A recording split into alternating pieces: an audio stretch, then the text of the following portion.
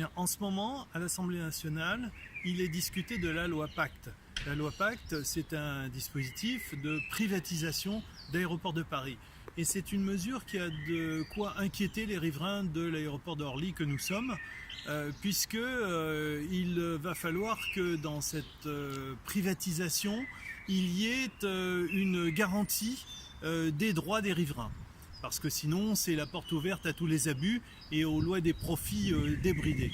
Donc, il est évident qu'il faut que nous puissions garantir, obtenir ces dispositifs d'aide aux riverains, ces dispositifs de non-développement débridé de l'aéroport.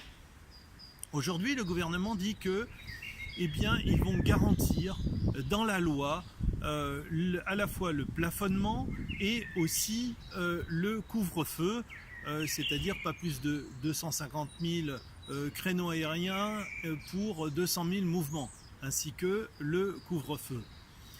Mais dans cette affaire, le compte n'y est pas. Et pourquoi ? Parce que ces garanties sont déjà dans la loi. Elles sont dans l'article 41 du Grenelle 1 qui avait été voté à l'époque quand j'étais parlementaire. Donc, aujourd'hui, quelle est la nouveauté? Quelle est la garantie nouvelle? C'est déjà dans la loi, on nous dit qu'ils vont le réécrire, mais en définitive, il n'y a absolument aucune plus-value.